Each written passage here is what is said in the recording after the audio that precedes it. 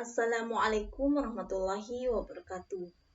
Bapak dosen yang saya hormati, perkenalkan nama saya Neng Amalia Nurwandani dari PAI 5D akan menjelaskan mengenai konteks ratu kecantikan, aurat, dan pakaian olahraga wanita. Ada dua pokok pembahasan. Yang pertama mengenai definisi konteks ratu kecantikan, aurat, dan pakaian olahraga wanita. Dan yang kedua, hubungan dan hukum konteks ratu kecantikan, aurat, dan pakaian olahraga wanita. Untuk yang pertama, definisi konteks ratu kecantikan, aurat, dan pakaian olahraga. Definisi konteks ratu kecantikan adalah kompetensi yang terutama berfokus pada keindahan fisik konsisten, meskipun konteks seperti itu sering menggabungkan kepribadian, bakat, dan jawaban atas pertanyaan juri sebagai kriteria penilaian. Penyelenggaraan setiap kontes. Untuk yang pertama, definisi konteks ratu kecantikan, aurat, dan pakaian olahraga. Definisi konteks ratu kecantikan adalah kompetensi yang terutama berfokus pada keindahan fisik konsisten, meskipun konteks seperti itu sering menggabungkan kepribadian, bakat, dan jawaban atas pertanyaan juri sebagai kriteria penilaian. Penyelenggaraan setiap kontes dapat menentukan aturan kompetensi, termasuk rentang usia, konsultan yang dapat berpartisipasi. Aturan tersebut juga mewajibkan para konsultan untuk tidak menikah dan kepribadian baik amatir, dan bersedia untuk promosi selain kriteria lainnya. Kontes ratu kecantikan anak-anak terutama berfokus pada kecantikan gaun, permodelan, olahraga, bakat, dan wawancara pribadi. Sementara kontes wanita dewasa dan remaja umumnya berfokus pada tata rias, wajah, rambut, dan gaun, permodelan baju renang, dan wawancara pribadi. Pemenang kontes kecantikan sering disebut ratu kecantikan. Kontes ratu kecantikan biasanya dilaksanakan dalam pangkal pemilihan ratu kecantikan, memilih wanita yang paling cantik, pandai, punya keterampilan tertentu, berakhlak yang baik, dan lain-lain. Untuk selanjutnya, definisi aurat adalah bagian tubuh yang tidak patut diperlihatkan kepada orang lain. Sudah dijelaskan di dalam Al-Quran dan hadis tersebut dapat dipahami bahwa aurat wanita atau bagian-bagian yang tidak boleh ditampakkan itu bermacam-macam sesuai dengan tempat dan situasi. Untuk yang pertama, aurat wanita dengan lain jenis atau bukan muhrim, sama dengan sholat, yaitu seluruh anggota badan kecuali wajah dan telapak tangan. Yang kedua, aurat terhadap muhrim adalah seluruh badan selain wajah, leher, kepala, dan tangan serta kaki. Untuk yang ketiga, aurat wanita terhadap samanya adalah anggota tubuh antara pusar dan lutut. Untuk yang keempat, aurat wanita terhadap suaminya tidak ada batasan.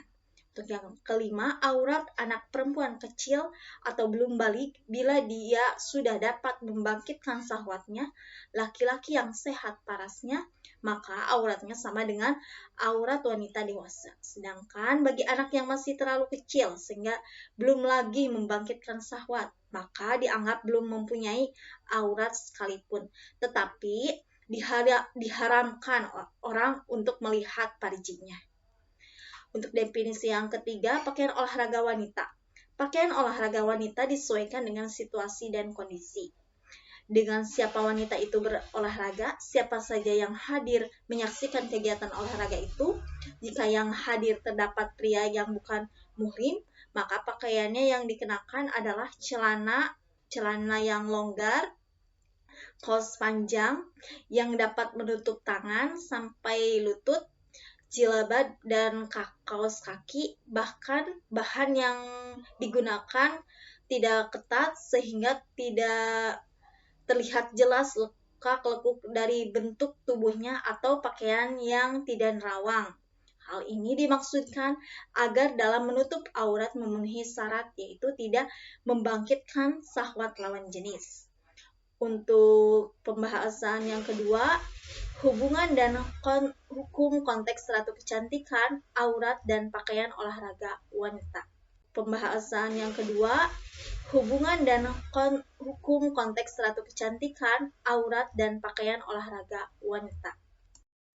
Bila ditinjau dari pakaian atau Kostum yang dipakai dalam konteks ratu kecantikan sudah tentu Islam melarang atau tidak membenarkan hal tersebut. Ini dikemukakan dalam Al-Quran Surat An-Nur ayat 31 yang artinya, katakanlah kepada wanita yang beriman, hendaklah mereka menahan pandangannya dan kemaluannya, dan janganlah mereka menampakkan perhiasannya kecuali yang bisa nampak dari dadanya, dan hendaklah mereka menutup kain kerudung ke dadanya, dan janganlah menampakkan perhiasan kecuali kepada suami mereka, atau ayah mereka, atau ayah suami mereka, atau putra-putra mereka, atau putra-putra suami mereka, atau saudara laki-laki mereka, atau putra-putra saudara laki-laki mereka, putra-putra saudara perempuan mereka, atau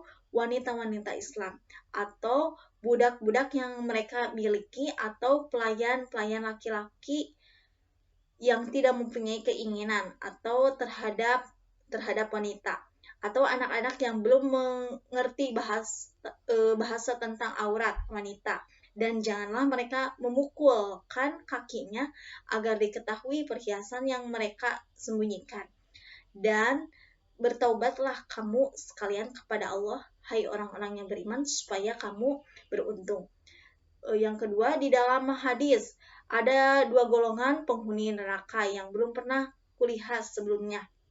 Keduanya suatu kaum yang memegang cemati seperti ekor sapi.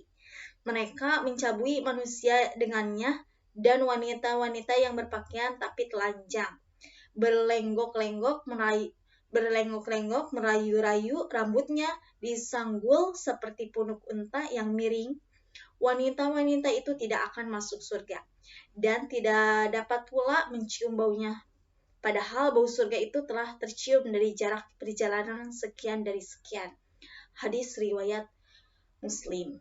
Di dalam hadis diutamakan berpakaian tapi telanjang, maksudnya adalah wanita itu tidak menutupi tubuhnya yang wajib ditutupi. Mungkin terlalu ketat, nerawang, terlalu pendek potongannya atau modelnya.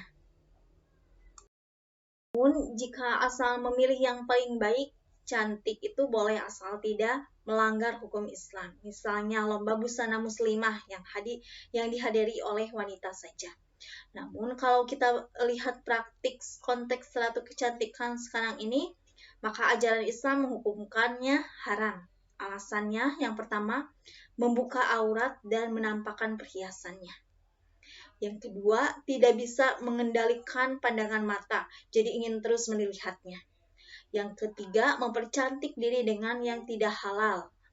Yang keempat, sayyuduz darizah atau mencegah pada dosa yang lebih besar yang dapat membangkitkan jinak. Yang kelima, mencegah atau menghindari mafsadah. Para ulama dalam hal ini berbeda pendapat. Sebagian berpendapat seluruh tubuh wanita adalah aurat. Oleh karena itu, wanita wajib menutup seluruh tubuhnya, termasuk wajib menutup muka dan telapak tangannya. Mereka kemudian mewajibkan untuk bercadar dan pakaian sarung tangan.